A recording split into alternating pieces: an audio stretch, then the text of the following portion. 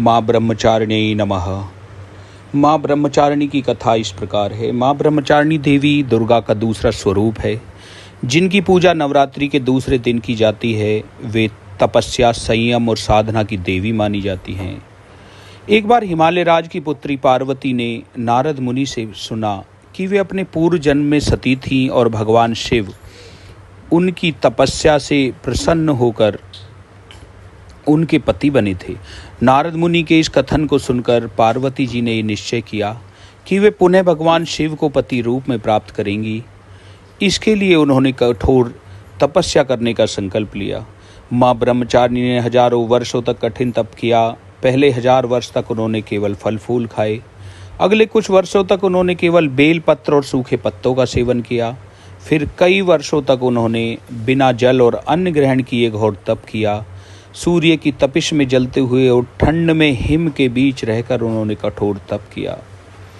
उनकी इस कठिन साधना से देवता, ऋषि मुनि और स्वयं भगवान शिव प्रसन्न हो गए।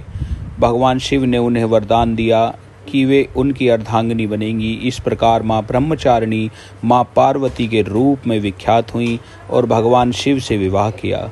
माँ ब्रह्मचारिणी की विशेषताएं: उनके एक हाथ में जप माला और दूसरे हाथ में कमंडल होता है। वे पूर्ण सफ़ेद वस्त्र धारण करती हैं, जो उनकी पवित्रता का प्रतीक है।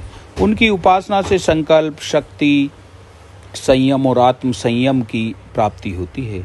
माँ ब्रह्मचारिणी की पूजा का महत्व है। जो भी भक्त धैर्य और आत्म संयम की प्राप्ति करना चाहता है, उसे माँ ब्रह्मचारिणी की आराधना करनी चाहिए। उनकी पूजा से जीवन में आने वाली कठिनाइयों को सहने की शक्ति मिलती है और व्यक्ति को सिद्धि तथा मोक्ष प्राप्त होता है।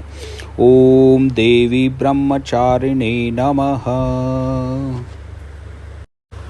अगर माता रानी से रिलेटेड आपको कुछ और भी जानकारी चाहिए तो आप कमेंट में लिख सकते हैं। और जो चैनल पर नए हैं वो चैनल को सब्सक्राइब करें, लाइक करें और कमेंट्स में बताएं कि किस तरह का कंटेंट आपको चाहिए, आप चाहते हैं, ताकि मैं इसी तरह का कंटेंट आपको और प्रस्तुत कर सकूं। तब तक के लिए जय मातेश्वरी, जय माँ ब्रह्मचारिणी नमः।